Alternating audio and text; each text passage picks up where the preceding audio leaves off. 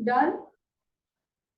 Have you done the recall session for 147, scrutiny notice, scrutiny assessment, 194O as well as 194Q? ऐसे चिराग ऐसे सिर पकड़ के क्यों बैठा है? मैम लिख तो लिया, मगर कहाँ नहीं पता, अंदर का प्रोविजन पता है पर उसका लैंग्वेज नहीं बन रहा, मतलब लैंग्वेज नहीं याद आ रहा। अंदर का प्रोविजन पूरा याद है मैम, पर वो लैंग्वेज नहीं है। अब ये पता है मैम 147 में क्या होता है, जो अगर रह गया हो रिलेवेंट असेसमेंट ईयर में फाइनेंशियल एंड होने के 3 इयर्स बाद रह गया, उसको है ना रीओपनिंग करने का केस है। वो 148 में नोटिस इशू करना है, 148 शो कॉज नोटिस इशू करना है, फिर उसके अंदर 148 करना है, और उसके अंदर 3 इयर्स का देखना है अगर 5 लाख हो। वो सब तो याद आ रहा है, मगर अंदर लिखना कैसा है, मैटर क्या लिखना, वो नहीं कर हो पा रहा। तो वो कब आएगा ना, जब अब एक बार पढ़ना पड़ेगा, reading. If you have learn, reading करो, रीडिंग करके फिर देख के फिर लिखो, ठीक है? म्यूट करो ना, कहीं से शोर हो रहा है किसी के से। So see, if you are unable to write the language, तो फिर तो एक ही चीज क्या होती है कि रीडिंग तो नीडेड है, हमने सिर्फ यहाँ पे फ्लो समझा है, we have just understood the flow. अब व्हेन यू विल रीड, तो रीडिंग के साथ यू विल अंडरस्टैंड ना all this things we have done, तो वो धीरे धीरे रजिस्टर होगा। And again I am saying the chapter is important, yes, but जितना जाना था उतना ही जाना। इफ यू थिंक कि बहुत precise language we will write for the assessment procedure, we need section, relevant assessment year, previous year, वो सारी चीजें एज इट इज चाहिए। उसके अलावा थोड़ा सा खुद से यू कैन राइट, खुद से मतलब should not change the language, ठीक है? चिराग के साथ क्या हुआ था, ऐसे क्यों बैठ गया था? मैम मैं भी वही बोलने वाला था, लैंग्वेज। क्योंकि दिस इज समथिंग ना अपील्स वाला चैप्टर, जहाँ पे प्रिसाइसली तुमको लिखना है, but we can not go that much precise as per the practical perspective. So time limit, relevant assessment, ये जो चीज है ना, जो इम्पोर्टेंट क्रक्स है, वो बस तुम्हारा होना चाहिए टू द पॉइंट। बाकी चीजें योर लैंग्वेज चलेगा, ठीक है? चलो, तो let us start with the next segment. Ma'am अभी तक कितना किया, क्या किया? तो almost we have done the assessment procedure, almost. कैसे? Ma'am we have started with return filing, ठीक है? We have started in return filing. Return filing में जस्ट याद आ रहा हूं, that is good. 139 subsection 1 we have done, ठीक है? 139 subsection 3 we have done, 139 subsection 4, 139 subsection 5, ये सारी चीजें we have done। मैम कुछ चीजें ये 140A भी किया था, that was वेरिफिकेशन वगैरह, इंपॉर्टेंट नहीं है, इसलिए मेन चीज what we have done we have written। Ma'am इसके बाद क्या किया, ये कुछ तो याद आ रहा है, this is something called as notice। ये नोटिस का section we have done, right? We have done the notice का सेक्शन।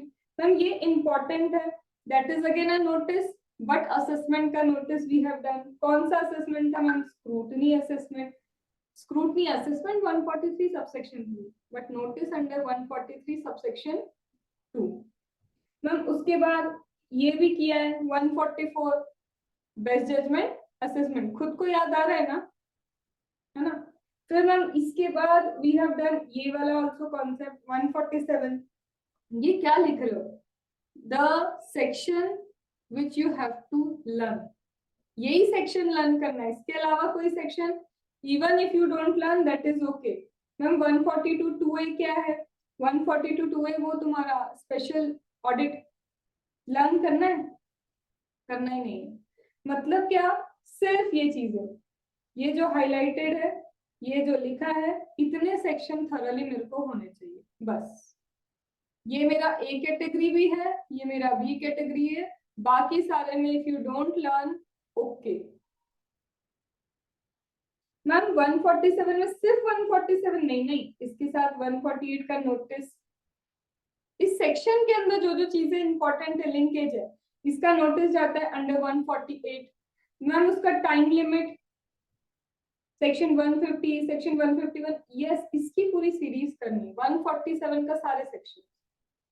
जो लिंक्ड है विद द 147। फिर आते हैं हम फाइनली अब बहुत अच्छा टॉपिक दैट इज 154। मैम ये 154 क्या है? इसको आजकल बोलते हैं सेक्शन नंबर 154 को that is rectification of mistake. नाम क्या दिया है? Rectification of mistake. तो मैम ये रेक्टिफिकेशन ऑफ मिस्टेक में क्या है? रेक्टिफिकेशन ऑफ मिस्टेक में मिस्टेक्स रेक्टिफाई करना, बस। अरे वाह मैम, रेक्टिफिकेशन ऑफ मिस्टेक का कौन सी मिस्टेक रेक्टिफाई होगी? तो ma'am whether the mistake is in any order, ये रेक्टिफाई होगी। अभी I will tell you the page number, सिर्फ इसको फोकस करो Sushmit, don't turn the pages right now. Ma'am rectification of mistake मतलब कौन सी मिस्टेक?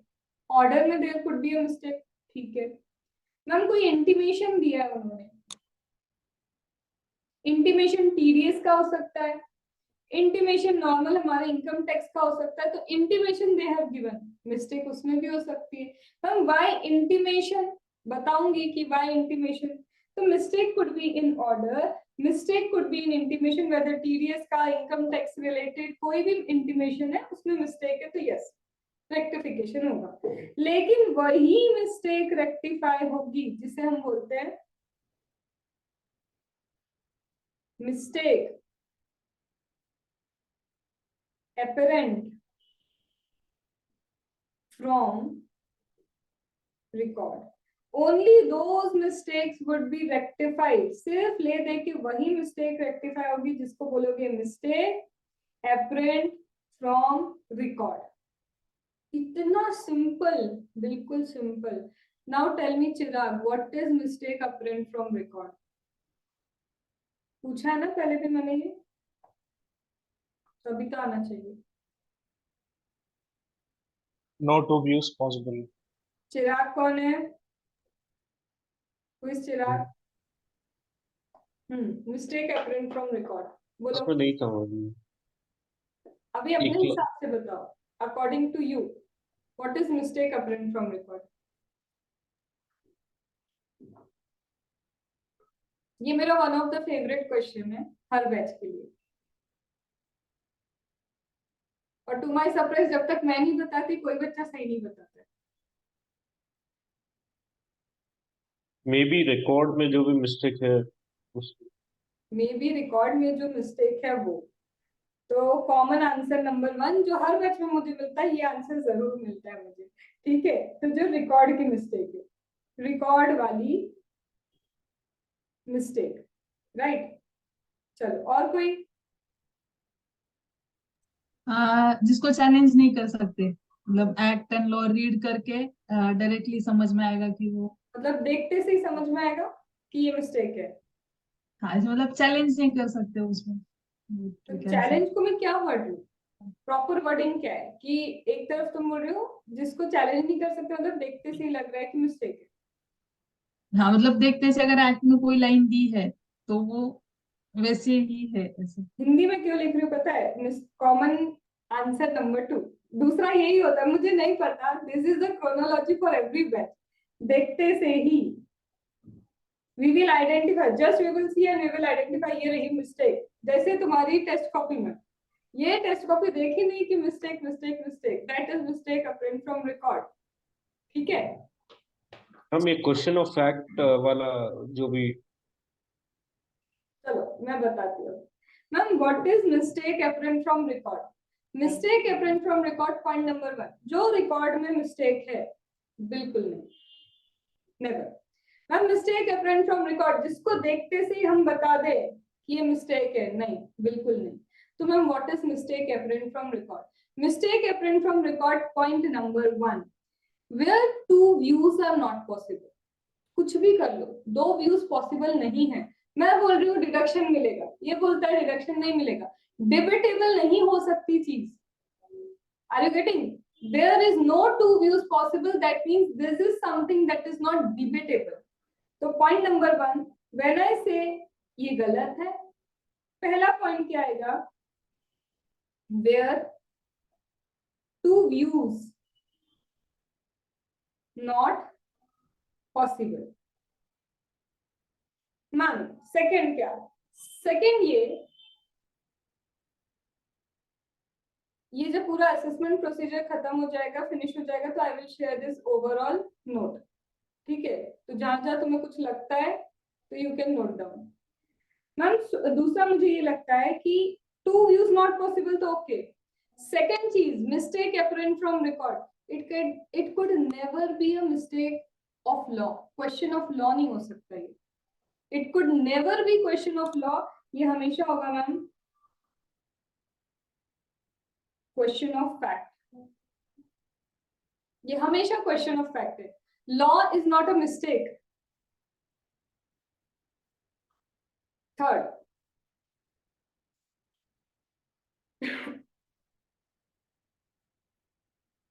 मैम ऐसी कोई मिस्टेक जो इन्वेस्टिगेशन करके मुझे पता चल रही है, that is not mistake apparent from record.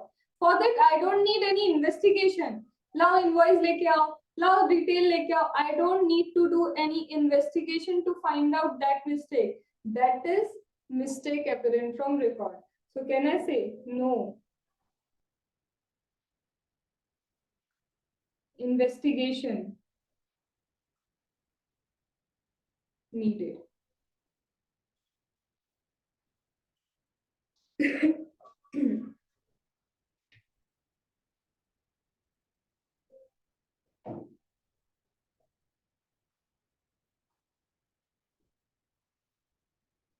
ठीक है, these are your mistakes apparent from record। चलो, तो ये हो गया ma'am mistake apparent from record. Actually ये होता है ना कि जो रिकॉर्ड में लिखा हुआ हो, ठीक है।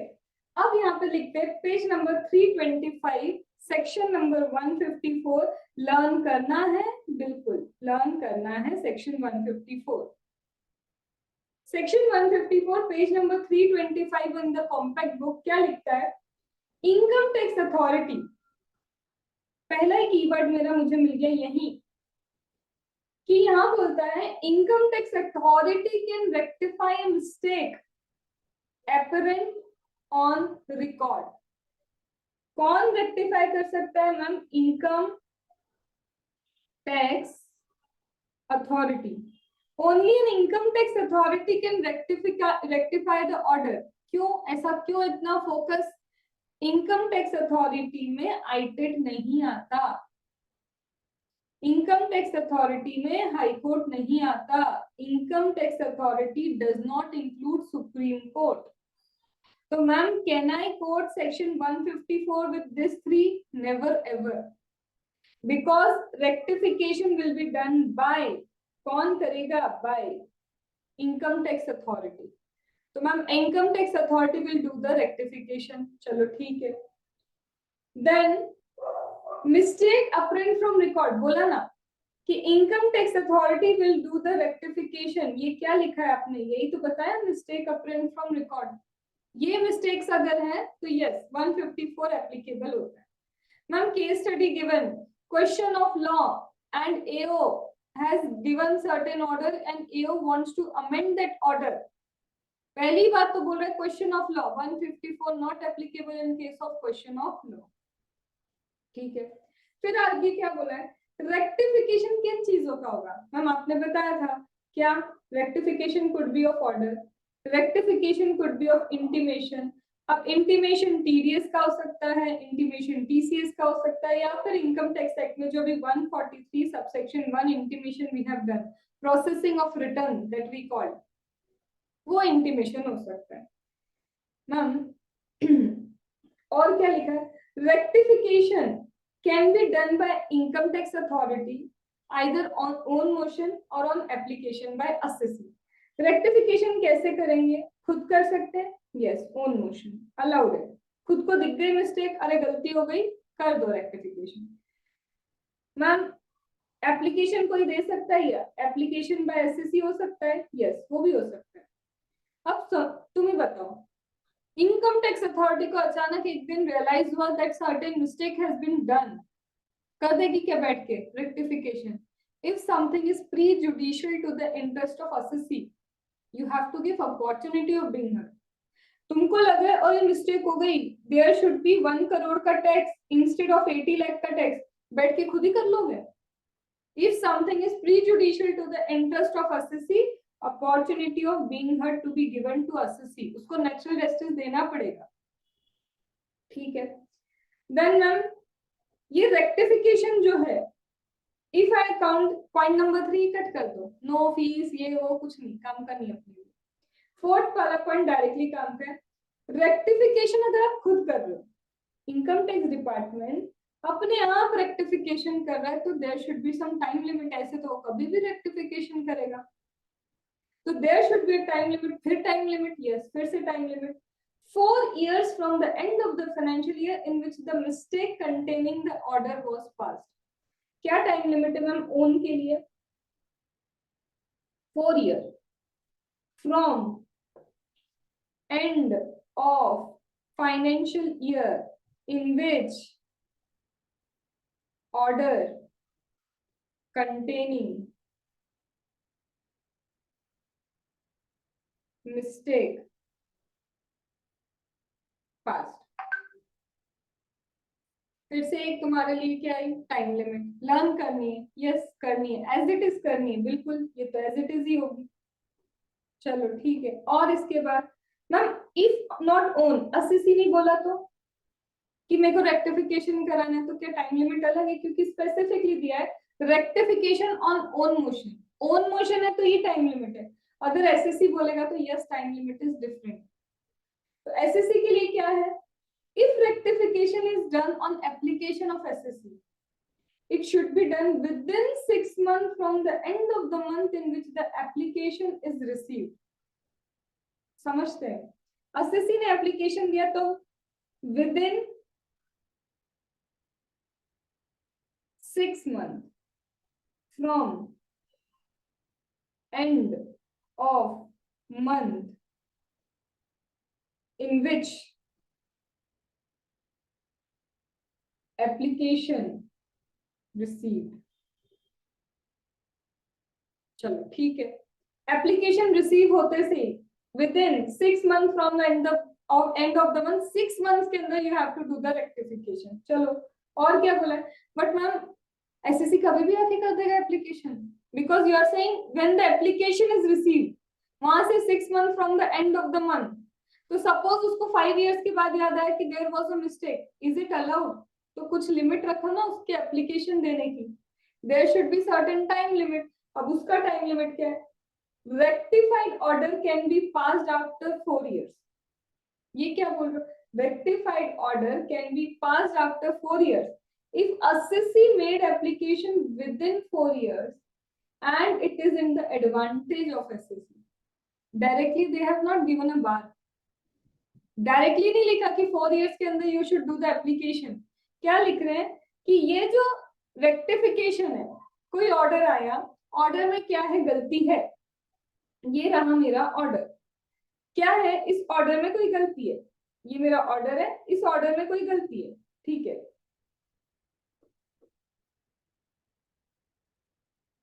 मिस्टेक है तो बोलते कि अगर एसएससी अप्लाई करेगा तो एसएससी को 4 years के अंदर एप्लीकेशन देनी पड़ेगी। अगर उसने 4 years के अंदर एप्लीकेशन दी तो मैम सपोज उसने पता है कब दी, 4th year होने, ये 31st मार्च, बस ये 4th year का लास्ट डे था ma'am, this was the last day 4th year का, उसने 31st मार्च को application they the, he has given the application. तो क्या मैम आफ्टर 4 years रेक्टिफिकेशन होगा? यस, बट आफ्टर 4 years तभी रेक्टिफिकेशन होगा। इन दैट केस किसके बेनिफिट में जानी चाहिए बात, एसएससी की। रीड करो एक बार।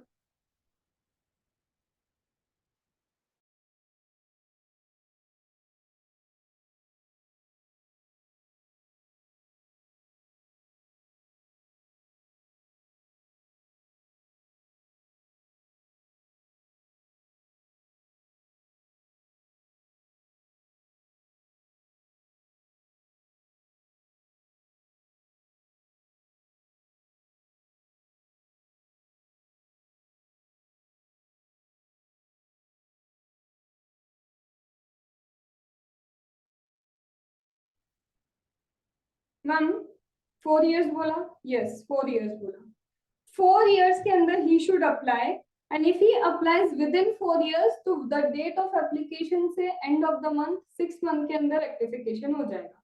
बाद में भी होगा क्या? yes, लेकिन बाद का rectification depend करेगा is it going in the favor of SSC.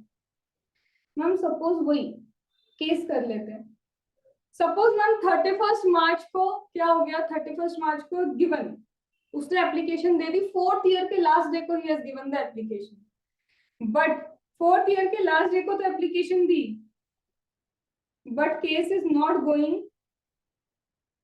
In favour of SSC and case going in favour of SSC. अब क्या करें? अब मुझे एक चीज बताओ, सही लिखा है ना? क्यों?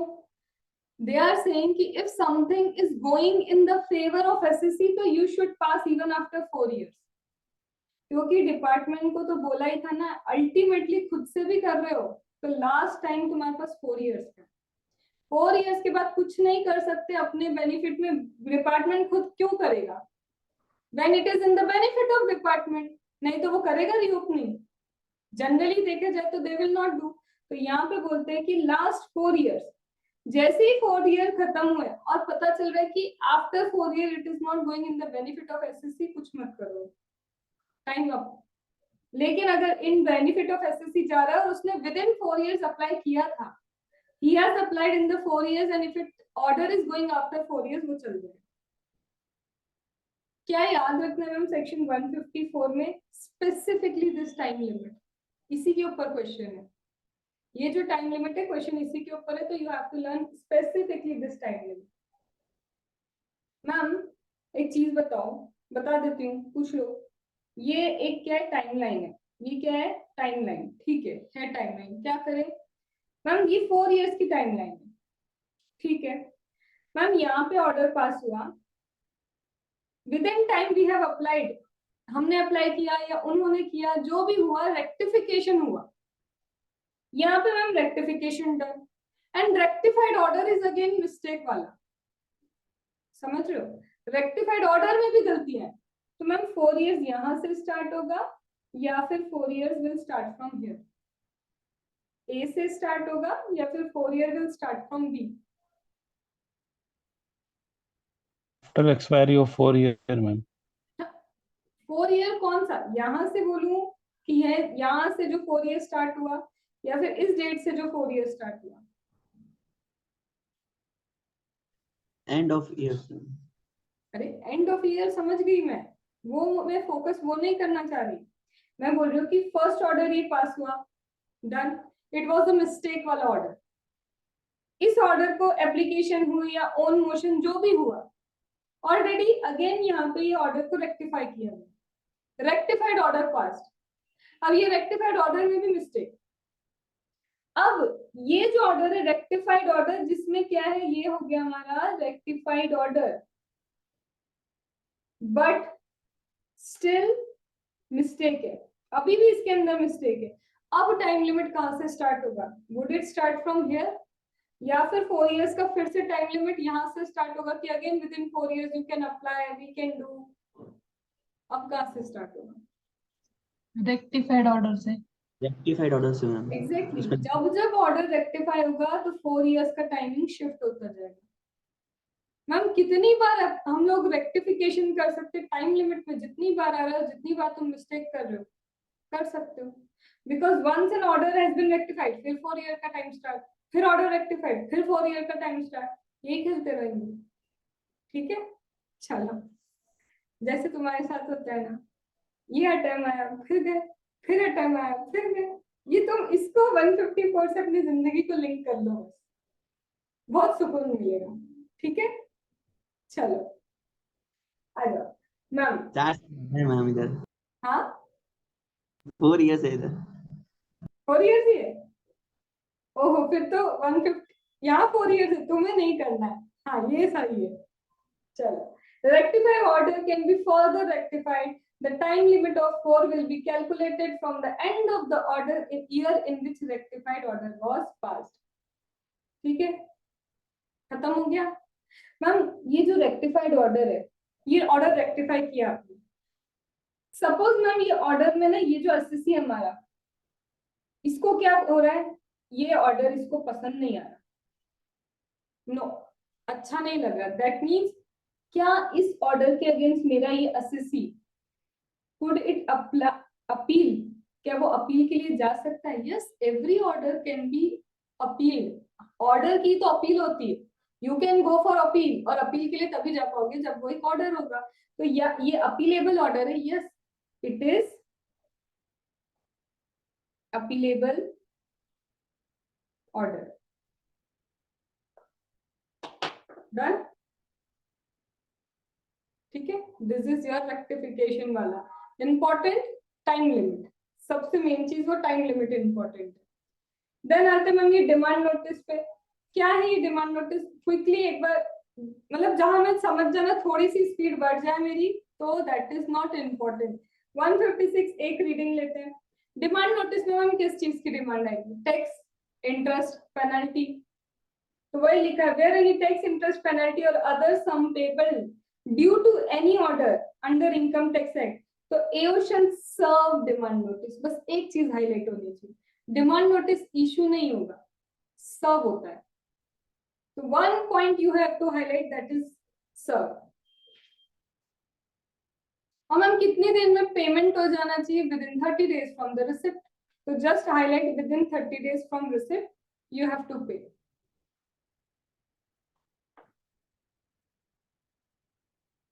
Ma'am suppose demand notice issued and you are not paying, directly recovery proceeding start करेंगे। मैम कुछ काम का है क्या? नहीं। बट लास्ट लाइन पढ़ो, in case of intimation, intimation can be deemed to be notice of demand. याद आ रहा है 143(1) में आई हैव टोल्ड यू कि इंटीमेशन अगर सब कुछ सेम है, what you have filed in the return, processing के बाद इंटीमेशन भी वही चीज बोल रहा है, तो yes your intimation is equal to demand notice. याद आ रहा है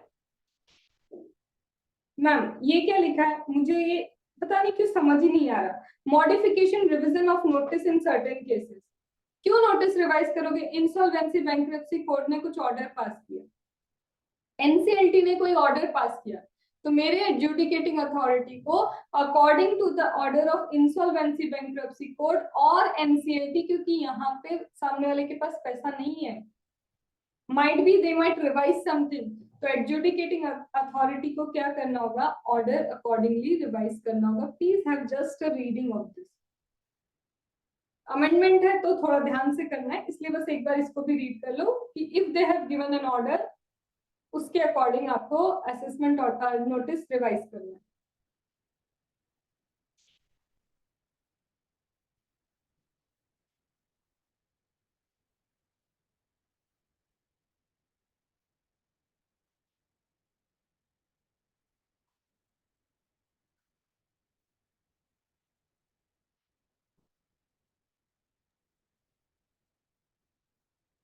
डन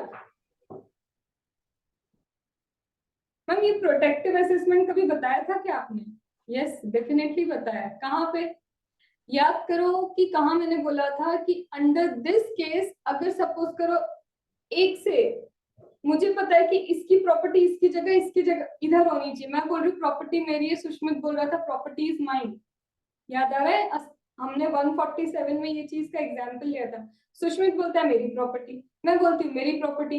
गवर्नमेंट क्या करेगा? Government will include this income, दोनों की इनकम कंप्यूटेशन में इंक्लूड करेगा। अब लेटर ऑन जब डिसीजन आएगा और पता चला कि प्रॉपर्टी एक्चुअल में सुष्मित की थी, तो मेरी इनकम में सिर्फ रहेगा, टैक्स नहीं लेती government. When they include in your income computation, government tax नहीं लेती। अब जब जिस ईयर में डिसाइड हुआ कि सुष्मित की प्रॉपर्टी थी, तो वो इनकम सुष्मित के हेड में टैक्सेबल होगी। That is your protective assessment. एक बार देखो, रीड कर लो, ओनली रीडिंग, और इसके लिए कोई टाइम लिमिट नहीं है। याद है 147 का नोटिस इशू करना है तो यहाँ पे कोई टाइम लिमिट नहीं है।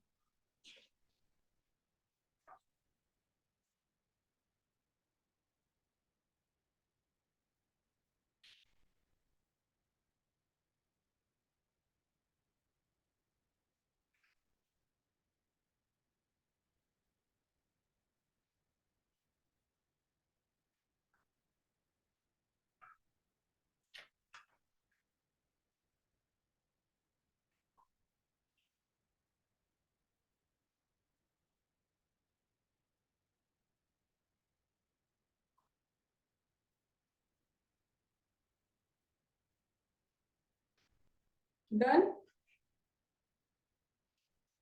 चलो, तो अब पेज पलटोगे तो क्या दिख रहा है? Time limit of completion of assessment, they have already given the chart. Should I use that chart? No. Should I make my chart? Yes. Because क्या यहाँ पे मैम सारी लिमिट्स है टाइम लिमिट, ओनली असेसमेंट की time limit दे है। क्यों?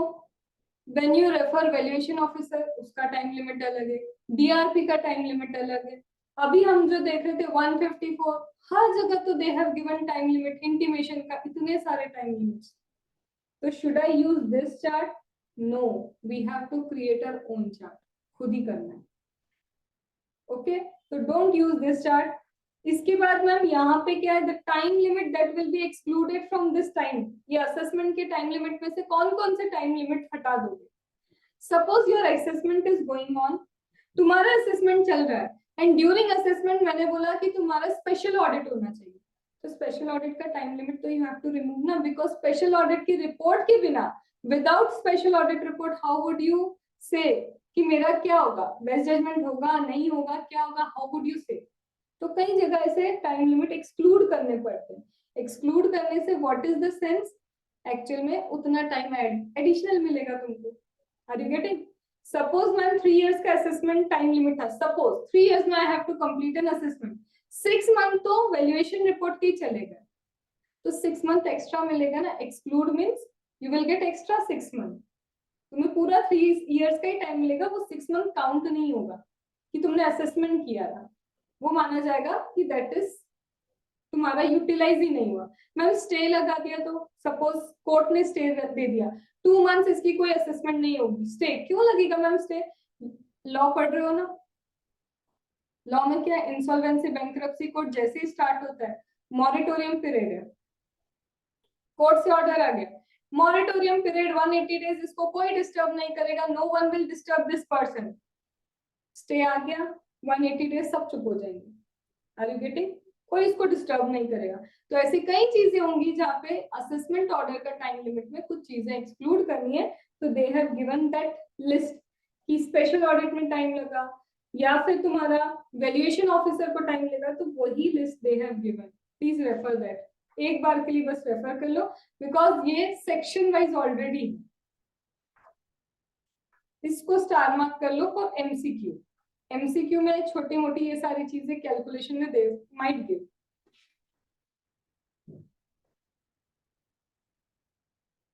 अब फिर से एक चीज जो आज तक मेरे को गलत ही, स्टूडेंट्स को उस चीज की क्लैरिटी नहीं है, उसको बताने के लिए मैम सपोज करो, क्या हमने ऐसा कुछ सुना है, क्या सुना है कि सपोज एओ है, ठीक है, एओ ने कोई ऑर्डर पास किया, AO has issued me a notice. अब वो नोटिस ना, it was having certain mistake, कुछ तो मिस्टेक थी उस नोटिस में, but being an assessee who does not know income tax much, उसको ज्यादा नहीं पता, तो इन सच अ केस हमने पूरा सपोर्ट किया, we have totally cooperated with the income tax authority. अब बाद में पता चलता है ये तो नोटिस ही गलत था, बिल्कुल गलत था, तो क्या मैम मेरी प्रोसीडिंग्स इनवैलिडेट होगी? In such a case will my proceeding be invalidated? ये रहा मेरा एओ, he was very smart, ऐसा मुझे लगा।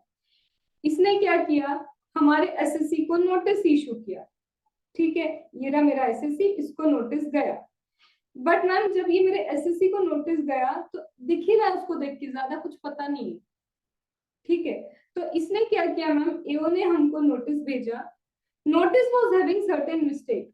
मैम ये बोल लो कि टाइम निकल चुका था नोटिस का, टाइम बार्ड था नोटिस, नोटिस ही टाइम बार्ड था, या फिर ये ले लो कि एप्लीकेबल नहीं था, कुछ भी ऐसा कुछ तो था कि देयर वाज मिस्टेक, इस बेचारे को तो कुछ पता ही नहीं था, नथिंग। इसने क्या किया, पूरा कोऑपरेशन दिखाया, एंड लेटर ऑन बहुत लास्ट में आके जब इसकी डिमांड निकलने लग गई ना, तब इसको किसी ने आके बताया कि अरे this is not a valid notice, can I apply section 292BB।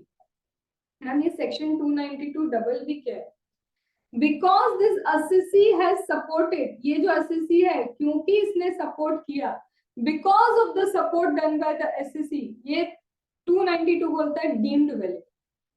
अब मेरा क्वेश्चन ये नहीं है कि एक्चुअल में डीम वैलिड है या नहीं।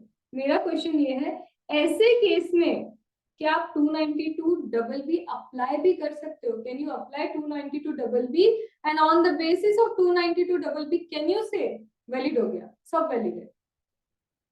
कहीं कोई स्पेसिफिक चीजें तो नहीं दी 292 लगाने के लिए दी, बिकॉज स्टूडेंट का ये एक मिस्टेक है, even who has given the attempts also, कि हर जगह जहां पे लगता है ना कि एसएससी ने सपोर्ट नहीं किया, बस जहां सपोर्ट वर्ड आया 292 लिख के आ जाते हैं। तो दैट इज टोटली रॉन्ग। आप समझते हैं 292 किसी को पता है तो please tell me if you know कि कहाँ कहाँ 292 लगता है। टेल मी।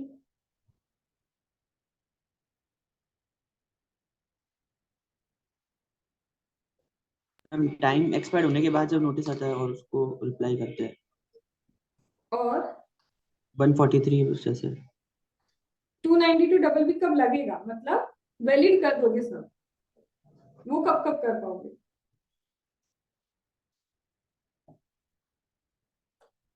सोच लो एक बार। अच्छा एक बार पढ़ लो, पेज नंबर 330 पे जाओ, 2 मिनट के लिए गो थ्रू करके देखो कि क्या कुछ एनालिसिस निकल रहा है तुमसे।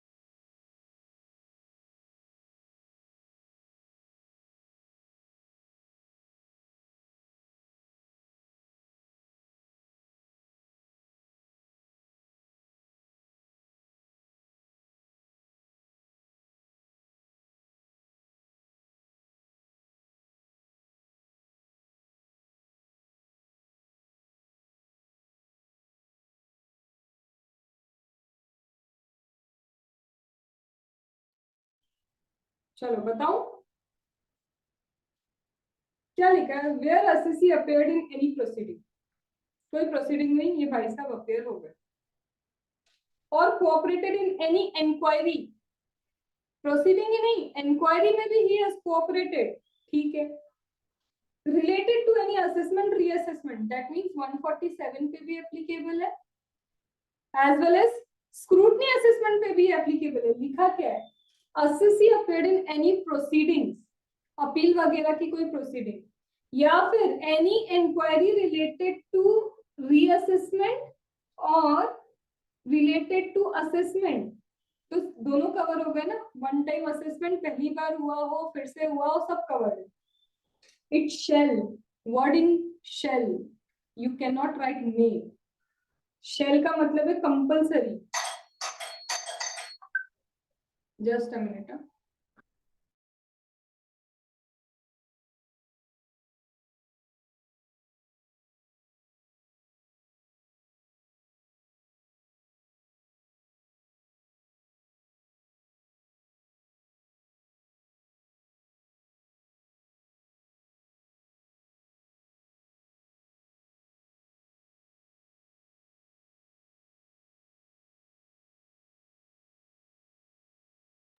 चलो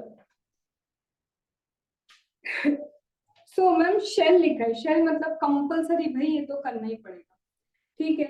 तो shall deemed to, shall be deemed that any notice served upon, मान लिया कि सर्व हो गया शेल, और बोल रहे सर्व्ड माना जाएगा, बट वो सर्व्ड की कुछ कंडीशन है, देयर आर सर्टेन कंडीशन जब ये मानेंगे कि ये सर्व्ड है। क्या ये सेक्शन इंपॉर्टेंट है? Yes. Section number learn, yes. तो ma'am it would be deemed that it has been served upon him, plus served उस पे ही हुआ है, as well as served in time, ये दोनों चीजें हम मान लेंगे। And shall be precluded from any objection, अब कुछ ऑब्जेक्शन नहीं कर सकते। तो कंडीशन क्या है? कंडीशन ये है that notice was not served upon him, not serve in time, not serve in proper manner. Actual में जो नोटिस है इसको सर्व नहीं हुआ, इसके भाई को सर्व हो गया। नोटिस प्रॉपरली सर्व नहीं हुआ। नोटिस प्रॉपरली सर्व होता या तो पोस्ट ऑफिस से होता या फिर प्रॉपर साइन होता, हैंड डिलीवरी होता, नहीं हुआ। और ये नहीं, बाकी सब प्रॉपर था, क्या हुआ, टाइम पे सर्व नहीं हुआ। मतलब क्या बोल रहे हो, सर्व या तो टाइम पे नहीं हुआ या प्रॉपर नहीं हुआ या सामने वाले पर्सन को सर्व नहीं हुआ। बट मेन चीज ये बोलता है the provision shall not be applicable if SEC has raised objection before the completion of assessment. Assessment completion से पहले अगर उसने objection raise कर दिया तो in such a case यहाँ पे उसका objection valid है, पर मेरे को ये अभी incomplete लग रहा है। ये section जो है ना complete नहीं लिखा, क्यों? ये तभी served माना जाता है जब issue time पे हुआ। नोटिस इशू ही टाइम पे नहीं किया तुमने, तो हाउ वुड यू से कि ये सर्व हो जाएगा टाइम पे? कहीं तो लिमिटेशन ऑफ द लॉ सही रखने पड़ेंगे ना। तो if it has been issued अच्छे से हुआ, टाइम पे इशू हुआ, तब इसे सर्व माना जाता है कि तुम पे सर्व हो चुका था। तो दैट लाइन इज मिसिंग, वो लाइन यहाँ पे मिसिंग है, राइट इट डाउन। और मैम इशू टाइम पे हुआ, इसने कोऑपरेट किया, इशू टाइम पे वो कॉपरेट कर रहा है, तो इशू टाइम पे वो कॉपरेट कर रहा है और लास्ट में जाके ऑब्जेक्शन रेज नहीं कर सकता। मैम इशू ही टाइम पे नहीं हुआ, अब वो ऑब्जेक्शन कर रहा है, वैलिड है उसका objection, 292BB can not be applied. Understood? तो इशू अगर टाइम पे तभी माना जाएगा डीम्ड सर्व्ड है, अगर तुम कोऑपरेट कर गए थे तो। इफ यू हैव कोऑपरेटेड, सही तरह से हमने इशू किया था, तुमने कोऑपरेशन दिखाया, अब तुम हमारे साथ आगे जाके क्या नहीं कर सकते, ऑब्जेक्शन रेज नहीं कर सकते। डन? तो राइट डाउन दैट लाइन। और मैम कभी नोटिस इशू ही नहीं किया तो, जब नोटिस इशू नहीं आया तो वी कैन, जब इशू ही की तो दिक्कत हो गई ना। अंडरस्टूड? वो लास्ट लाइन लिखी ना, supreme court held non issuance of notice, वो वही चीज दी है। या तो इशू ही नहीं किया, प्रॉपरली इशू नहीं किया, तो वो सर्व वाला काम नहीं हो सकता। ठीक है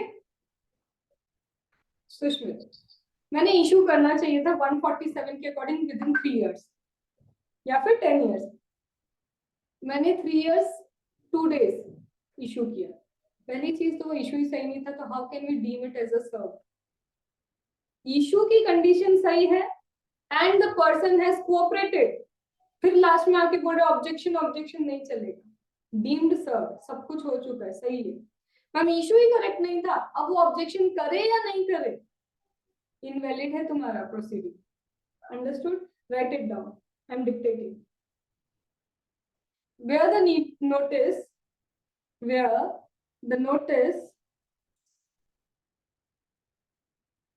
has been issued on time, and assessee, where the notice has been issued on time and assessee cooperate and later on object, then the objection is not valid.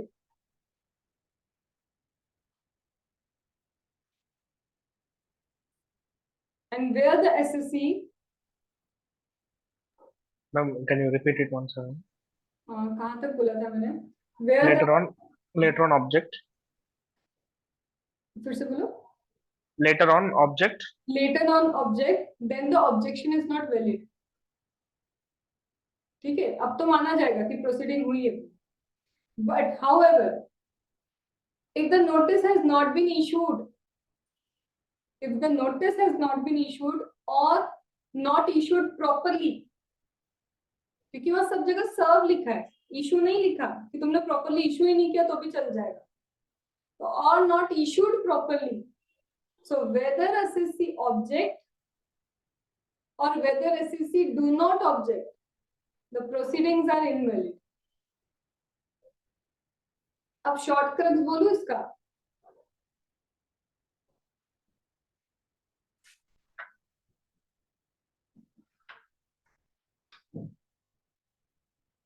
क्या है मैम शॉर्टकट? इशू कर दिया time पे, department save हो गया, issue time पे नहीं किया, असिस्सी सेव है, चाहे वो ऑब्जेक्ट करेगा या नहीं करेगा, तुमने गलत तरह से इशू किया है, तुम्हारा प्रोसीडिंग इनवैलिड है। ठीक है, तो अगर गेम डिपार्टमेंट के हाथ में चाहिए तो issue should be proper. Understood? चलो मैम, क्या हो गया, खत्म हो गया चैप्टर, तो खत्म हो गया। अब वो एलिमेंट्री मैंने चीजें बोली थी ना, एलिमेंट्री, तो आ जाए वो क्विकली एक बार गो थ्रू कर ले। और एलिमेंट्री का मतलब ही क्या है, focus only if you have time. ठीक है, चलो हम सबसे पहले वो चीज थी इनकम टैक्स अथॉरिटी क्या होता है। बहुत दिन से हम सोच रहे थे कि इनकम टैक्स अथॉरिटी क्या है, तो चलो अब आते हैं इनकम टैक्स अथॉरिटी पे। Faceless assessment we will do with appeals and revision. ठीक है, तो उसको अभी नहीं करेंगे। कहाँ है page number, page number 306। Directly book open कर लो, पेज नंबर 306। मैम क्या देके रखा है, income tax authority. Income tax authority कौन, दो पावर्स होती है, एक विंग असेसमेंट करता है, scrutiny assessment, best judgement assessment, reassessment, अब समझ में आ रहा है असेसमेंट का विंग, और एक इन्वेस्टिगेशन करेगा पूरी तरह। तो there are two wings in income tax authority, investigation wing, assessment wing. हम बहुत फोकस किस पे करें, फोकस करो हु इज एओ, सिर्फ एक ही चीज पे फोकस करो, एओ कौन है। टर्न द पेज, हाईलाइट या फिर स्टार मार्क, तुम्हें पता होना चाहिए ये तीन ही एओ होते हैं। And in case of investigation wing, additional director, assistant director, यही होते हैं बस। This is you have to focus. Ma'am उसमें भी कभी क्वेश्चन आएगा, एओ को तो यूज करते हो कितनी बार, wording of AO you use, तो काम तुमको सिर्फ एओ की एप्लीकेशन का, इस पे कोई क्वेश्चन कभी नहीं आता। मैम इसके बाद 119, सेक्शन 119 के power of CBDT to issue order. क्या बोलूं अभी मैं, कि सीबीडीटी के पास पावर है कि वो ऑर्डर्स इशू कर सकते हैं। स्पेसिफिक एक ही चीज हाईलाइट करो, point number 2, CBDT can not issue the order. वो कैसा ऑर्डर इशू नहीं कर सकता कि ये असेसमेंट किस तरह से कंप्लीट होना चाहिए, किसी पे एग्जेम्पशन है किसी पे नहीं है, वो ऑर्डर्स जाएंगे, बट ये असेसमेंट को इस वे में ही यू हैव टू कंप्लीट, वो ऑर्डर सीबीडीटी इशू नहीं कर सकता। Only point number 2 you have to highlight. ठीक है, हम ये क्या है, टैक्स पेयर चार्टर रीड कर लो एक बार, और बस रीड करके एग्जाम पर्पस से इसको यही क्लोज कर दो, but read it. Tax charter कहने से कंप्लेन लॉन्च करने के लिए कुछ दिया है, हाँ, कि इनकम टैक्स में भी तुम भी कंप्लेन लॉन्च कर लो, तुम्हारे साथ कुछ गलत हुआ है तो just read it quickly.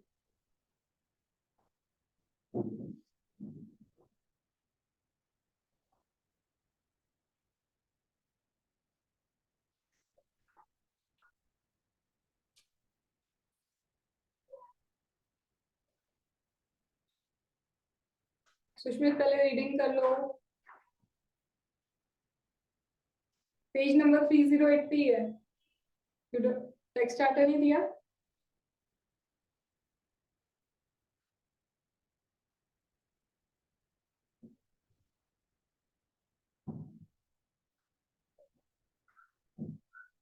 Getting the importance of text charter, no importance.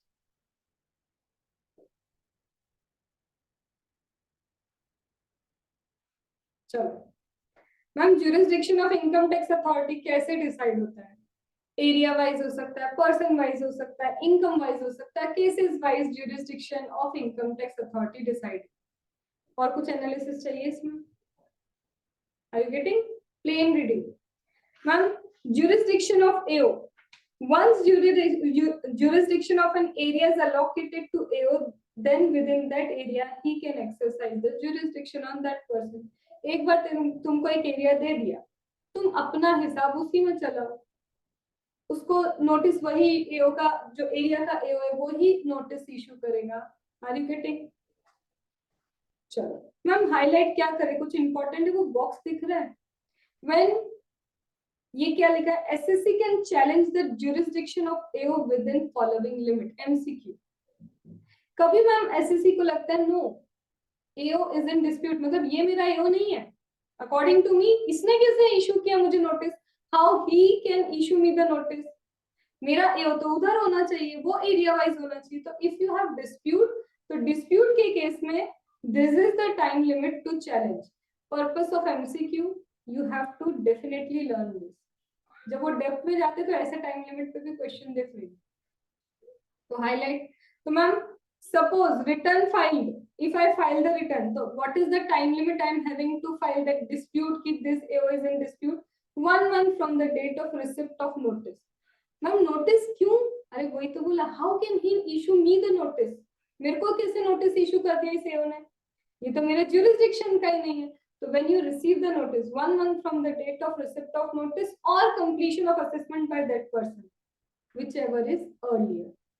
Understood? आया समझ में?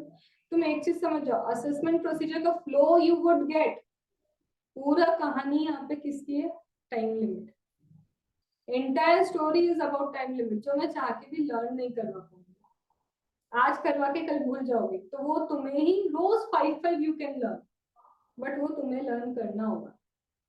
Ma'am what if I do not file the return, return file नहीं करोगे तो भी तो 142(1) का notice they can issue, file your return, they can even do reassessment का notice 148। मैम scrutiny क्यों नहीं लिखा, रिटर्न फाइल नहीं किया, scrutiny cannot be given। तो ma'am either that notice or within the time limit allowed in show cause notice for 144। जब तुम file ही नहीं कर रहे अब्दुल, तो in such a case 144 का notice we will give you ना, तो whichever is earlier, just highlight this point for your MCQ। Ma'am क्या एक एओ से दूसरे एओ में मेरा केस ट्रांसफर हो सकता है, यस। अगर विद इन सेम सिटी है तो you can not object, same city में इधर से उधर तुम्हारा एओ ट्रांसफर करे, बिल्कुल हो सकता है। दैट इज 127 ओनली रीडिंग वाला सेक्शन। अभी रीड करके इसको भी खत्म करो, 128 को भी खत्म कर लो, 127 129 रीडिंग अभी कर लो।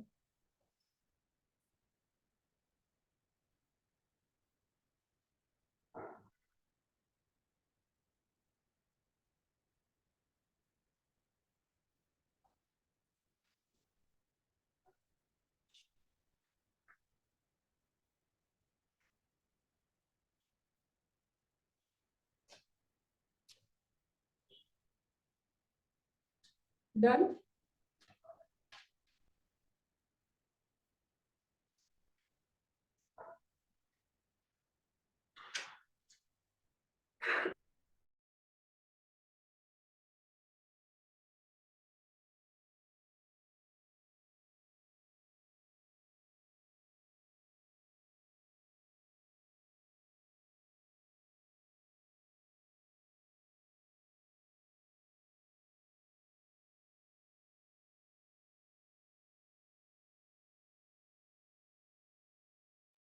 चलो मैम इसके बाद क्या है, वो फेसलेस वाला, फेसलेस असेसमेंट में वी विल अंडरस्टैंड, हटा दिया उसको।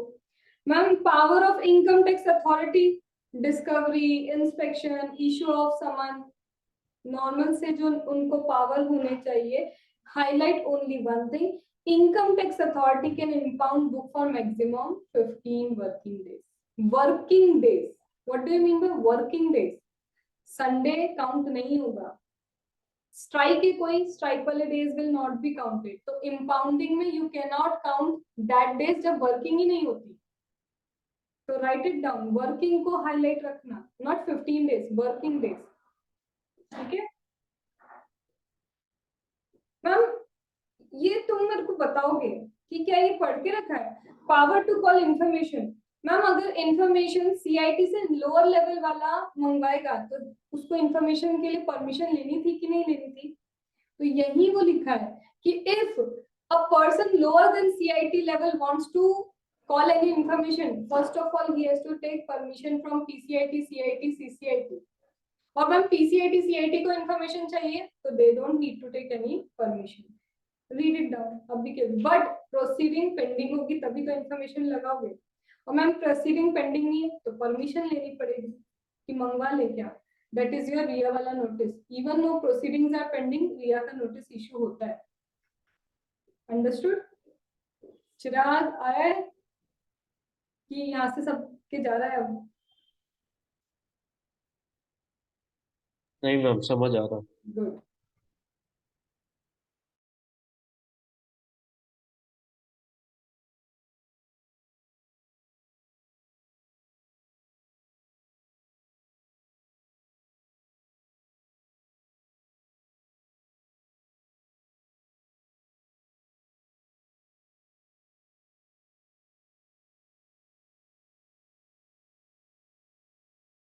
डन?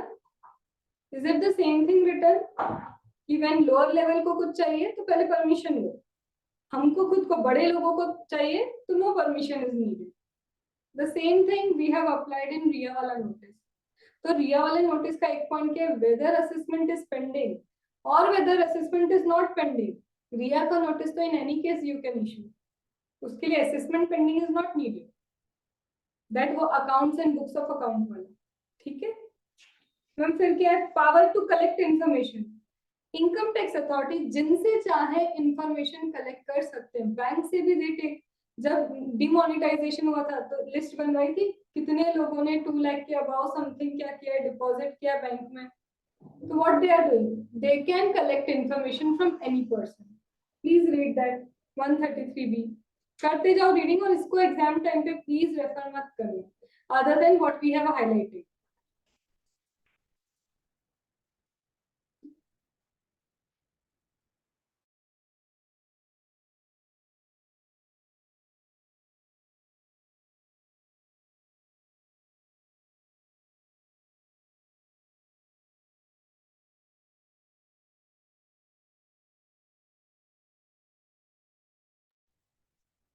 अब लास्ट सर्वे बता दूं। सर्वे इंपॉर्टेंट है, yes. Come power of survey. What is survey and what is search? सिर्फ इधर फोकस कर लो, दिस इज इजी बोल के ही बहुत प्रॉपरली हो जाएगा। मैम सर्वे मीन्स क्या एंड सर्च मीन्स क्या? सर्च मतलब रेड करना स्पेसिफिकली, बिल्कुल धड़ाके से घुसेंगे, कोई टाइम लिमिट नहीं, कभी नहीं, किसी के यहाँ भी सर्च हो सकता है।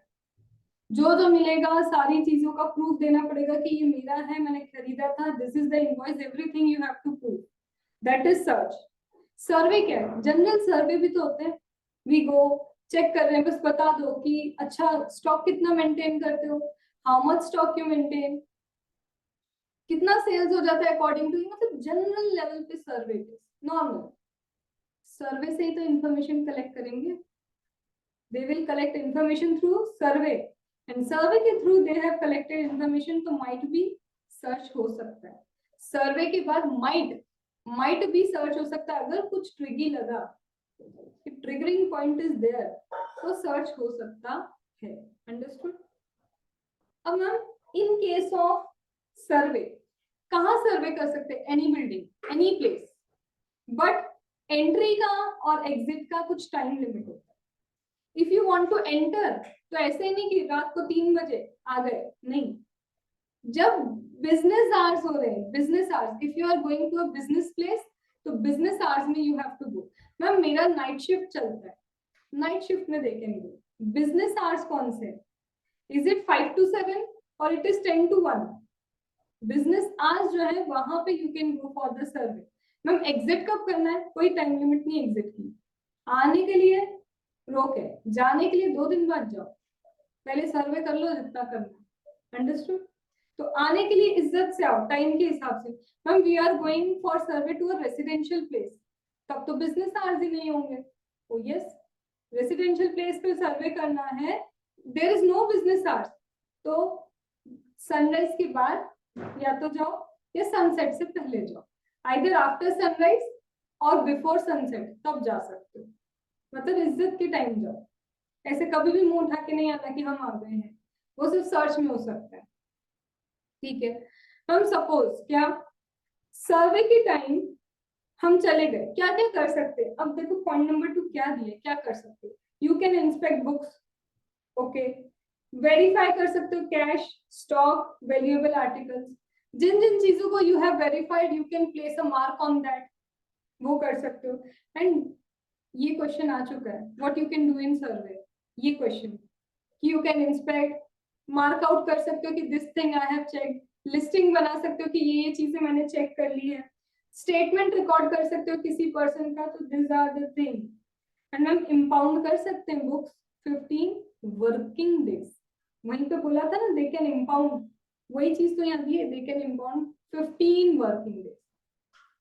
अब्दुल यहाँ पे अभी क्या वॉलपेपर चेंज कर रहा है, अभी ध्यान इधर, तुम्हें क्या लगता है, मैं देखती नहीं हूँ तुम लोग को एक एक को, कौन ऐसे ऐसे जा रहा है, कौन का हो रहा है, सब दिखता है। और क्लास का लास्ट क्लास है तुम्हारी, डीटी की last class, even I have to extend थोड़ा बहुत, कल वी विल एक्सटेंड, ठीक है, बस कल तक। चलो मतलब डिस्ट्रैक्शन के लिए बोल तो दो मैम, हम आपको 10 टिप्स देंगे डिस्ट्रैक्शन की, मांगो तो सही बस। चलो मैम सेरेमनी हो रही, शादी, ठीक है, तो क्या सर्वे वहां भी हो सकता है, एनी फंक्शन, फंक्शन में भी सर्वे हो सकता है, बट मैम फंक्शन में कब घुसे, वो टीवी सीरियल जैसे रुक जाओ ये शादी नहीं हो सकती, नहीं, पहले सारे फंक्शन होने दो, लेट द फंक्शन एंड, एक बार फंक्शन एंड हो जाए देन यू कैन एंटर, तो उसके लिए रुकना, वहां पे एकता कपूर सीरियल नहीं बनाना उनको, ठीक है। चलो और इसके बाद मैम फंक्शन में after that function we can enter and inquire, और इसके अलावा क्या है, टीडीएस टीसीएस का काइंड ऑफ सर्वे, कंप्लायंस का सर्वे भी ये लोग कर सकते हैं।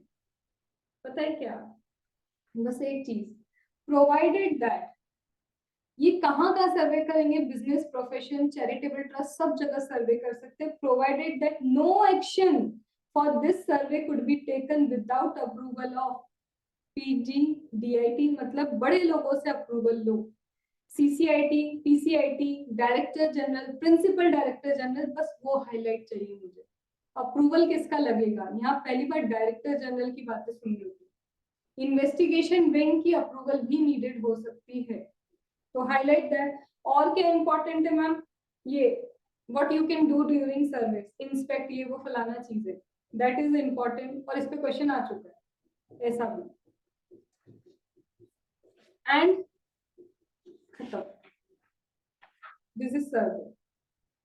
अब कल हमारे पास है करने के लिए search and seizure, specifically search and seizure is important, कल है अपील्स एंड रिविजन, तो mostly what I can say last class for your assessment procedure is that, फिर क्या बचेगा, only penalty and capital gain, as you know recorded we will give, ठीक है।